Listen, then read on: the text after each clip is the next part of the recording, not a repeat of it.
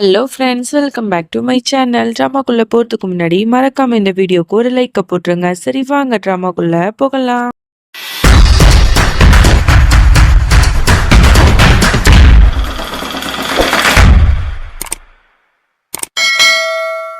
Starting சீன்ல நம்மளோட கங்கா சாகர தான் காட்டுறாங்க. 2 பேரும் ஜாலியா சைக்கிள் ஓட்டிட்டு போயிட்டு இருக்காங்க. அப்போ வந்து கங்காவோட கையில வந்து ஒரு நாய்க்குட்டி இருக்கு.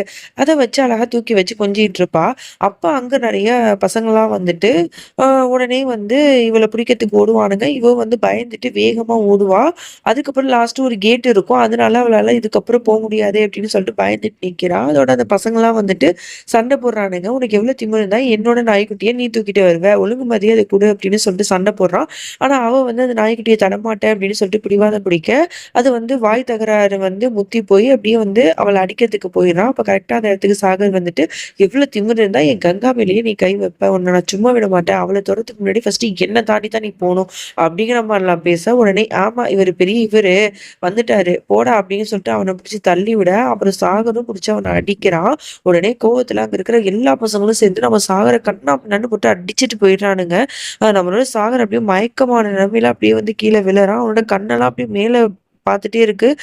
பார்க்கறதுக்கே வந்து கங்காவுக்கு ரொம்ப பயமா இருக்கு. "சாகர் என்னாச்சு, என்னாச்சு?" அப்படின்னு சொல்லிட்டு ரொம்ப கத்தி கதர்றா. "நீ இங்கேயே இரு. உனக்கு நான் எதுவும் ஆக விட மாட்டேன்" அப்படின்னு சொல்லிட்டு அப்பா, அம்மாவ கூட்டு வரதுக்காக ஓடி போறா.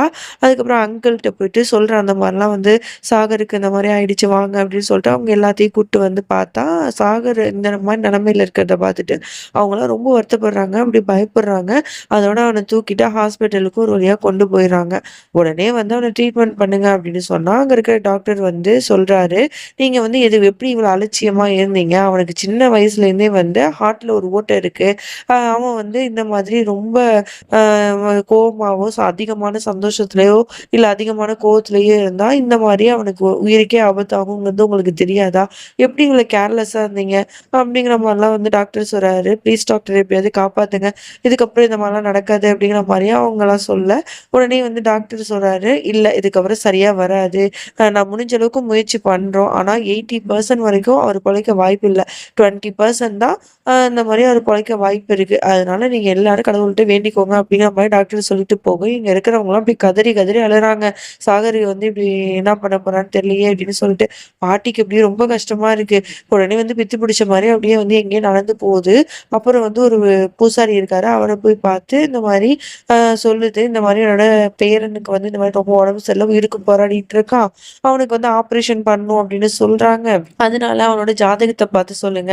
அவன வந்து காப்பாத்தணும்னு பரிகாரம் இருக்கா? அதையும் சொல்லுங்க. நான் கண்டிப்பா பண்றேன் அப்படிங்கிற மாரிலாம் சொல்ல, உடனே வந்து அந்த பூசாரியும் வந்து எல்லாத்தையும் பார்த்துட்டு, இந்த மாரி ஒரு விஷயத்த சொல்றாரு. அத கேட்ட பாட்டிக்கு அப்படியே தலையில இடி விழுந்த மாரி இருக்கு. அவ்ளோ அதிர்ச்சியான ஒரு செய்திய சொல்றாரு.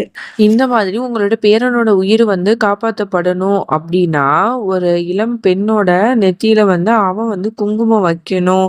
அப்படி வச்சா தான் அவன் வந்து உயிரோட இருப்பான்.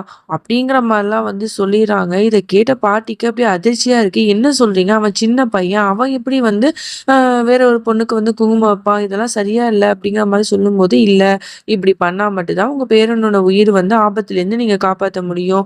அப்படிங்கிற மாரி சொல்லிட்டு போயிறாரு. எங்க பாட்டிக்கு ஒண்ணுமே புரியல. இப்ப நான் என்ன பண்ண போறேன்னு தெரியலையே அப்படின்னு சொல்லிட்டு புலம்பிட்டு இருக்கு. தலையில கைய வச்சுட்டு. கங்கா வந்து கேட்டே இருக்கா, "பாட்டி என்னாச்சு சொல்லுங்க. சாகர வந்து ஏதாவது காப்பாத்தணுமா? எதா இருந்தாலும் நான் பண்றேன்" அப்படிங்கிற மாரி இவ கேட்டுட்டு இருக்கா. "நீ ஃபர்ஸ்ட்டு வாய மூடு" அப்படின்னு சொல்லிட்டு பாட்டியும் கத்திட்டு இருக்கு. இங்க அப்படியே ஹாஸ்பிட்டல்ல தான் காட்டுறாங்க. இங்க சாகருக்கு வந்து ஆப்ரேஷன் பண்ணணும் அப்படின்னு சொல்லிட்டு, அவன வந்து ஆப்ரேஷன் தியேட்டருக்கு கூட்டு பார்க்குறாங்க. அப்ப சாகர் வந்து அழறான், "அம்மா தயவு செஞ்சு எனக்கு வந்து இதெல்லாம் பண்ண வேணாம்னு சொல்லுங்க. எனக்கு ரொம்ப பயமா இருக்கு. இதுதான் நான் உங்கள கடைசியா பார்க்குறது மாரி இருக்குமான்னு எனக்கு தெரியல. நான் வந்து உயிரோடயே இருக்க மாட்டேன். எனக்கு ஆப்ரேஷன்லாம் பண்ணா தயவு செஞ்சு என்ன காப்பாத்துங்கம்மா" அப்படிங்கிற மாரிலாம் வந்து பயந்துட்டு சொல்றான். "இல்லப்பா உனக்கு எதுவும் ஆவாது. நாங்க இருக்கோம்" அப்படிங்கிற மாரி அவங்களும் சொல்றாங்க. "ஆமா கங்கா எங்க?" அப்படிங்கிற மாரிலாம் அவன் கேட்டுட்டே இருக்கான். அதோட வந்து சரின்னு சொல்லிட்டு இவன ஆப்ரேஷன் பண்றதுக்கும் வந்து அனுப்பிடுறாங்க. இவனோட விருப்பமே இல்லாம. இங்க கங்கா வந்து புரிஞ்சுக்கிட்டா. இந்த மாரி சாகரோட கையால யார் குங்குமத்த வாங்கி வைக்கிறாங்களோ, அப்பதான் வந்து அவனோட உயிர காப்பாத்த முடியும் அப்படின்னு சொல்லிட்டு உடனே வந்து வேகமா குடுகுடுன்னு ஓடி போய் ஹாஸ்பிட்டலுக்கு போறா. உடனே சாகர பார்க்கறதுக்கு சாகர் வந்து ஆப்ரேஷன் பண்றதுக்கு தயாரா இருக்கான். அப்பதான் வந்து சொல்றான், அந்த மாரி அந்த குங்குமச்சிமில குடுத்துட்டு, இந்த மாதிரி இந்த குங்குமத்த வந்து என்னோட நெத்தியில வை அப்படின்னு சொல்றான். அவனுக்கு ஒண்ணுமே ஒண்ணுமே புரியல. என்ன சொல்ற? இந்த மாரி நான் ஏன் பண்ணணும் அப்படின்னு கேட்டா, அப்பதான் உன்னோட உயிர நான் காப்பாத்த முடியும். இப்பதான் வந்து அந்த சாமியார் வந்து சொன்னாரு. நீ சொன்னா கேளு அப்படின்னு சொல்லிட்டு சொல்ல, இவனும் வந்து அத நம்பிட்டு அந்த குங்குமத்த தூக்கி அவனோட நெத்தியிலயும் வச்சிடுறான். இது எல்லாத்தையுமே பாட்டி பார்த்து அப்படியே அதிர்ச்சியாயி பார்த்துட்டு இருக்கு. என்னடா நடக்குது இங்க? அப்படிங்கிற மாரி. ஆனா அவங்கள 2 பேரையுமே வந்து அது தடுக்கவும் இல்ல. அப்புறம் வந்து கொஞ்சம் நேரம் கழிச்சு பார்த்தா, சாகருக்கு வந்து இந்த மாரி ஆப்ரேஷன் வந்து நல்லபடியா நடந்து முடிஞ்சிருச்சு. அவரோட உயிருக்கு எந்த ஆபத்தும் இல்ல அப்படிங்கிற மாரிலாம் டாக்டர் சொல்லிட்ட உடனே தான் அங்க எல்லாருக்குமே நிம்மதியாவே இருக்கு. இங்க கங்கா வீட்ல வந்து அந்த குங்குமத்த வந்து அவளோட கையால மறுபடியும் நெத்தியில வச்சுட்டு, இருட்டு ரூம்ல உட்காந்துட்டு கடவுள்ட்ட வந்து ப்ரே பண்ணிட்டு இருக்கா. சாகர் குணமாயிடும் அப்படின்னு சொல்லிட்டு. அப்ப கரெக்ட்டா வந்து பார்த்தீங்க அப்படின்னா, அந்த வில்லிக்கார பொம்பள இருக்குல்ல, அதுக்கு வந்து அண்ணங்காரன் கால் பண்ணி, இந்த மாரி சாகர் வந்து பொழச்சுட்டான். அவனுக்கு ஆப்ரேஷன் வந்து நல்லபடியா நடந்துருச்சு. அத வந்து நீங்க கங்காட்ட சொல்லிடுங்க அப்படின்னு சொன்னா, ஓகே சொல்லிடுறேன்ப்பா ரொம்ப நல்லது. சாகர் எப்பவுமே நல்லா இருக்கணும். அப்படிங்கிற மாரி வாழ்த்திட்டு அவங்க ஃபோன வைக்கிறாங்க. அதோட அந்த ரூம்ல போயிட்டு கங்காவ போய் பார்க்குறாங்க. பார்த்து அவங்களுக்கு பயங்கர ஷாக்கா இருக்கு. அந்த விளக்கு வெளிச்சத்துல கங்காவோட நெத்தியில குங்குமம் இருக்கிறத கவனிச்சுறாங்க. "என்னடி இது?" அப்படிங்கிற மாரி வந்து கேட்டா, "இல்ல இந்த மாரி வந்து நானும் பாட்டியும் வந்து ஒரு கோயிலுக்கு போனோம். அங்க வந்து ஒரு பூசாரி சொன்னாரு, இந்த மாரி சாகரோட கையால குங்குமத்த வச்சா தான் சாகரோட உயிர காப்பாத்த முடியும்னு. அதனால தான் நான் வந்து இப்படி பண்ணேன். இந்த குங்குமம் என் நெத்தியில இருக்கிற வரைக்கும் சாகருக்கு எதுவுமே ஆகாது அப்படிங்கிற மாரிலாம் சொல்லும்போது, உடனே வந்து இவங்க வந்து போய் கத்துறாங்க. "உனக்கு என்ன பைத்தியமா? நீ ஒரு வெதவ. அப்படி இருக்கும்போது இந்த குங்குமத்தெல்லாம் நீ வந்து தொடக்கூடாது. இது மட்டும் பாட்டிக்கு தெரிஞ்சா என்ன ஆகும் தெரியுமா?" அப்படிங்கிற மாரி கேட்க, இந்த விஷயம் பாட்டிக்கு நல்லாவே தெரியுமே.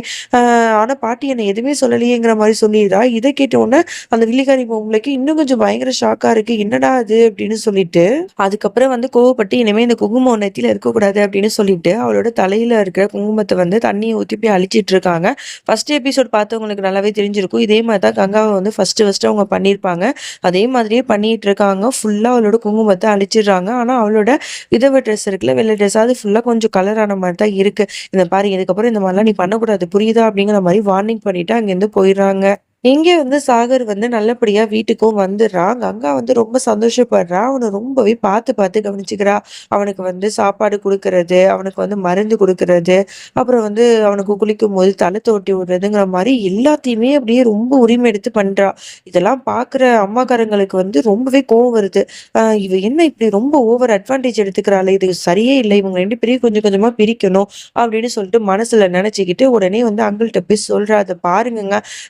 இந்த மாரி சாகர் வந்து இங்க இருக்கிறது சரியா படல. அவன வந்து ஃபாரின்ல போய் படிக்க வைக்கலாம். அப்பதான் வந்து அவன் வந்து சரியா வருவான்." அப்படிங்கிற மாரிலாம் வந்து பிரெயின் வாஷ் பண்ண, உடனே வந்து அவரும் ஒத்துக்கிறாரு. ஆமா, அவன் வெளிநாட்டுல படிச்சா நல்லதுதான். அப்பதான் அவனுக்கு எந்த பிரச்சனையும் வராது அப்படின்னு சொல்லிட்டு முடிவு பண்ணிட்டு, அவன வந்து வெளிநாட்டுக்கு அனுப்பலாம் அப்படின்னு சொல்லிட்டு அதுக்கான வேலையெல்லாம் பார்க்க ஆரம்பிச்சுடுறாங்க. இங்க அப்படியே கங்காவ காட்டுறாங்க. அவ சாகரையே அப்படி நினைச்சு வருத்தப்பட்டுட்டு இருக்கா. அப்ப வந்து சாகர் இந்த இடத்துக்கு வரான்.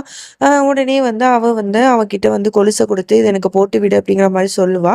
உடனே வந்து அவனும் அழகா அவனோட மடியில கால வச்சு அழகா போட்டு விடுறான். போட்டு விட்டுட்டு, "இந்த மாரி நாளைக்கு நான் வந்து வெளிநாட்டுக்கு போறேன். இதுக்கப்புறம் உன்ன எப்ப பார்க்க போறேன்னே எனக்கு தெரியல.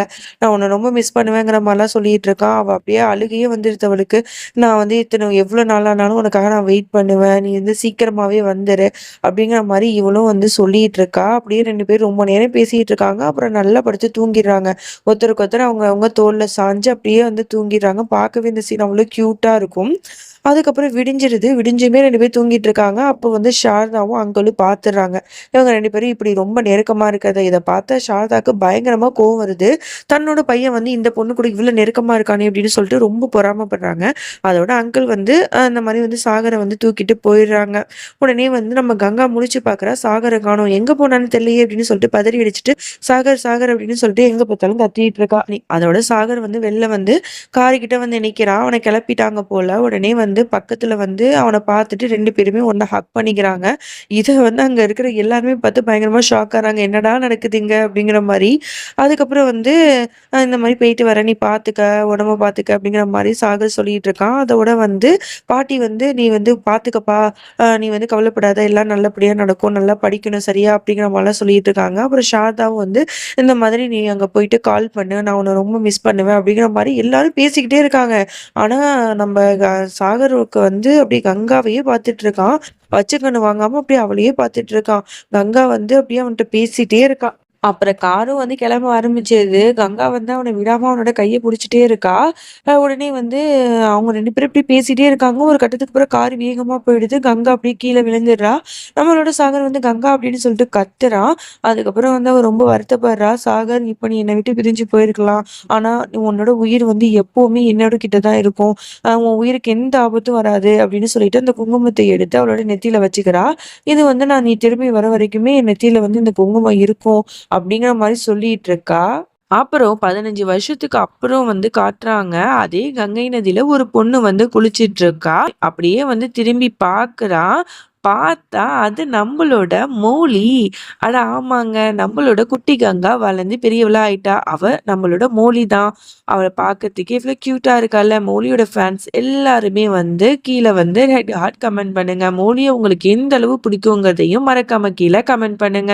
ஸோ மௌலிக்காக தான் இந்த ட்ராமா எடுத்தேன். ஸோ மௌலியும் வந்துட்டா. இதுக்கப்புறம் ட்ராமா அப்படியே களை கட்ட போது ரொம்ப ரொம்ப இன்ட்ரெஸ்டிங்கா இருக்கும். ஸோ மௌலியோட ஃபேன்ஸ், சில்சிலா ஃபேன்ஸ் எல்லாருமே இந்த ட்ராமாவ மறக்காம பாருங்க. சரியா?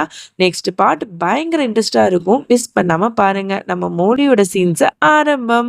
நெக்ஸ்ட் வீடியோல சந்திக்கிறேன். அதுவரைக்கும் என்னோட காத்திருங்கள்.